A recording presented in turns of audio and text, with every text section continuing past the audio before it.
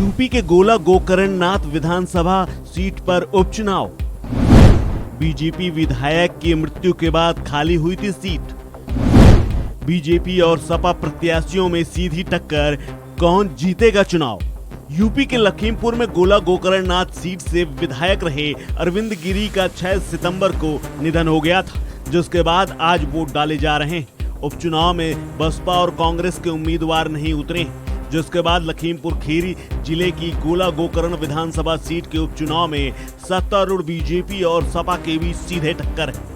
गोला गोकर्ण नाथ उत्तर प्रदेश विधानसभा क्षेत्रों के परिसीमन के बाद 2012 में पहली बार अस्तित्व में आई थी, जहां से इस साल बीजेपी के अरविंद गिरी विधायक बने थे। लेकिन अकस्मात निधन के बाद रिक्त हुई सीट पर बीजेपी ने उनके बेटे अमन गिरी को टिकट दिया है। इस सीट पर उपचुनाव के तहत मतदान हो रहा है, जबकि परिणाम 6 नवंबर को घोषित किए जाएंगे। इस निर्वाचन क्षेत्र में 3,90,000 मतदाता हैं, जिन्हें 7 उम्मीदवारों के भाग्य का फैसला करना है। इस उपचुनाव में मुकाबला दिवंगत विधायक अरविंद गिरी के बेटे बीजेपी प्रत्याशी अमन गिरी और इसी सीट से विधायक रह चुके सपा प्रत्याशी विनय तिवारी के बीच। विधायक अरविंद गिरी के निधन के बाद सहानुभूति की लहर उनके बेटे के साथ है, लेकिन बीजेपी ने इस उपचुनाव को गंभीरता से लिया है और भारी भरकम मंत्रियों ने यहां पर प्रचार प्रसार भी किया है। प्रदेश के सभी प्रमुख कैबिनेट मंत्रियों और पार्टी पदाधिकारियों सहित अपने 40 स्टार प्रचारकों को मैदान में उतारा गया था। चुनाव प्रचार के अंतिम चरण में खुद मुख्यमंत्री योगी आदित्यनाथ ने लोगों से डबल इंजन सरकार के लाभ याद दिलाए और अमन गिरी के पक्ष में वोट मांगे थे। वहीं सपा ने भी अपने प्रदेश अध्यक्ष नरेश उत्तम और राष्ट्रीय महासचिव रवि प्रकाश वर्मा, पूर्व मंत्रियों और पार्टी के अन्य पदाधिकारियों सहित अपने 39 प्रचारकों को भेजा था, जो अपने पक्ष में मतदाताओं को लुभाने के लिए घर घर जाकर प्रचार प्रसार करने में कोई कसर नहीं छोड़ी है। हालांकि सपा अध्यक्ष अखिलेश यादव ने उपचुनाव के लिए प्रचार नहीं किया। सपा उम्मीदवार तिवारी ने इससे पहले साल 2012 में गोला गोकर्ण नाथ निर्वाचन क्षेत्र का प्रतिनिधित्व किया था।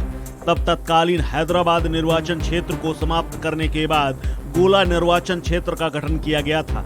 लखीमपुर खीरी जिले में 8 विधानसभा सीटें हैं। साल 2012 में गोला गोकर्ण निर्वाचन क्षेत्र के पहले विधानसभा चुनाव के दौरान विनय तिवारी ने जीत हासिल की थी।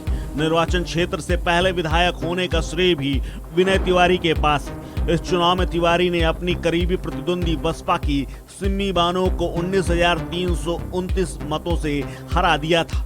अरविंद गिरी ने तब कांग्रेस के टिकट पर चुनाव लड़ा था और तीसरे स्थान पर रहे थे।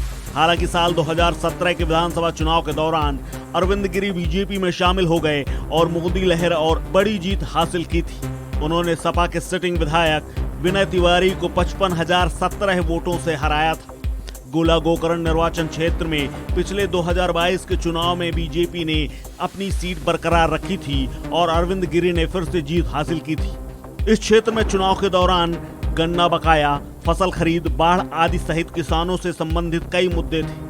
धान की फसल खराब होने से लेकर अरविंद गिरी कुछ साल पहले कलेक्ट्रेट के धरने में बैठ गए थे। योगी आदित्यनाथ के उपचुनाव प्रचार के दौरान सोमवार को गन्ना किसानों को आश्वासन दिया कि नया पेराई सत्र शुरू होने से पहले उनका गन्ना बकाया चुका दिया जाएगा और सरकार भुगतान न करने के मामले में चूक करता चीनी इकाई प्रबंधकों को सलाखों के पीछे डालने में संकोच नहीं करेगी।